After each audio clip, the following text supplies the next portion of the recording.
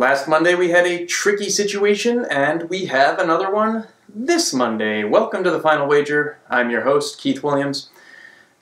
Last week was not a great week. We had two players who won less than second place, $15.99 and $1,500.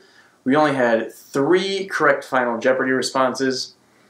But all told, it wasn't the worst week in Jeopardy history, and that's the subject of my most recent By the Numbers, which you can check out on my website. Pretty fun.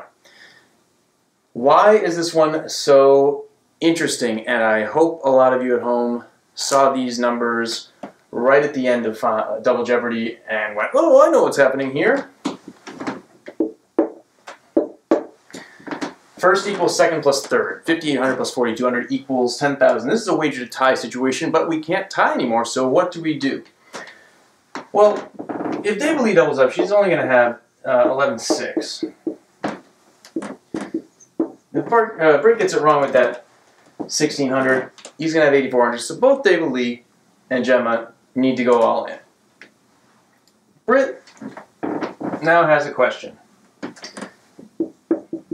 If Gemma doubles up, he's going to have 8,400. You'll notice that's exactly what Britt will have if he gets it wrong. So if this were a older game, pre-November 24th, he should wager 1,600, and then he'll tie Dava-Leigh if he's right, and she wagers everything, or he'll tie Gemma if Gemma's the only one to get it right and she wagers properly.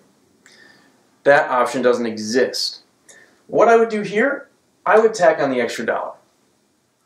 Odds are good that if you get it right, Dava-Leigh is also going to get it right. Odds are if you get it wrong, Gemma is also going to get it wrong. Correlation is better than 0, so there's some sort of mathematical justification behind that. But if you don't like the category, maybe leaving off that extra dollar is a risk you're willing to take, getting into a tiebreaker with either of your opponents. As it turns out, Gemma missed and wagered everything properly. Dava-Leigh got it right and wagered just 4,201 to get ahead of Britt. I'm giving that a pink because Britt could very reasonably wager for the tie.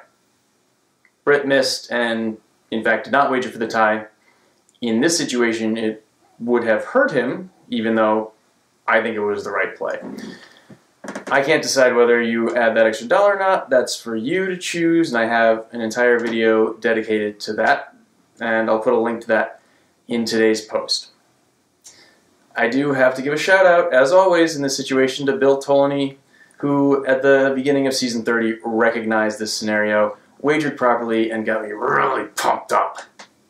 Or something like that. Like good Incredible Hulk. Alright.